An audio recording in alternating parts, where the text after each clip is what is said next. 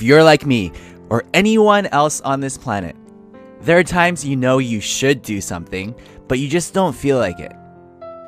First, let's understand why we procrastinate, and then I'll share a few tricks I use to plow through procrastination.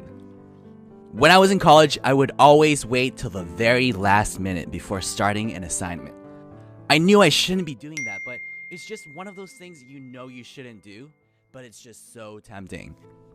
Naturally, as a psychology student, I was curious on how the mind works, so I decided to figure out once and for all why we procrastinate. I accessed my school's psychology database and looked up research articles.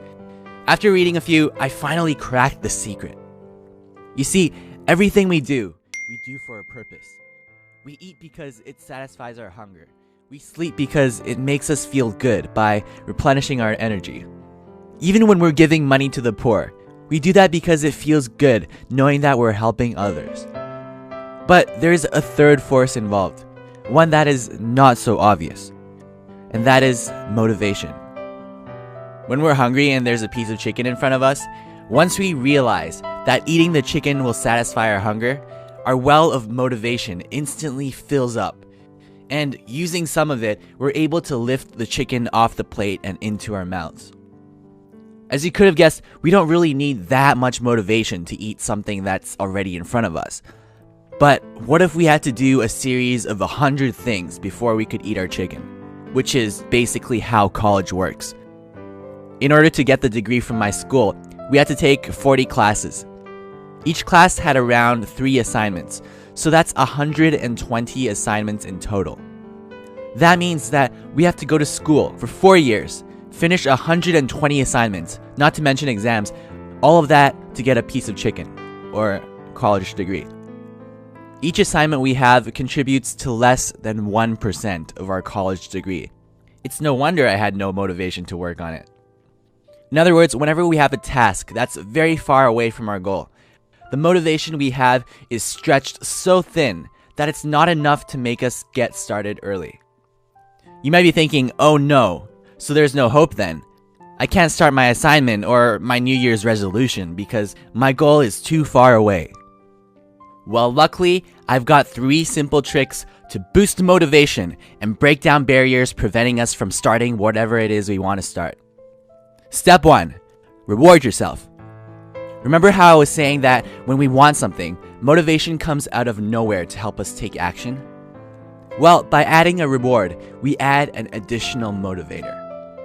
I remember when I was taking stats class in my second year of college, there was a very pretty girl who sat beside me, and every once in a while she would ask me a question because she didn't understand the professor.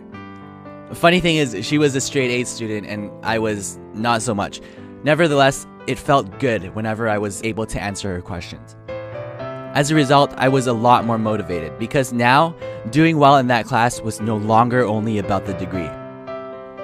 There isn't always going to be an attractive girl or guy in the class, but we can still use the same concept of giving ourselves more reasons to finish our tasks. For example, we could treat ourselves to our favorite restaurant once we finish our assignment, or perhaps watch our favorite TV show. The amount of motivation gained is unlimited. If the reward is a piece of chocolate, you'll get a tiny boost of motivation. But if it's a month-long escape into your dream vacation, the amount of motivation gained is huge. Step 2. Break down the large task into smaller tasks. How do you eat an elephant? 1 bite at a time. Ever heard that saying? By breaking down a large task into smaller tasks, also called small chunking, we make it less intimidating and therefore easier to start. Not only that, it creates a feeling of accomplishment every time we finish a task, which is kind of like a small reward in a sense. For example, instead of writing work on 25-page paper on our to-do lists, we could break it down into smaller chunks, like write the outline, write the intro paragraph, write the body, etc.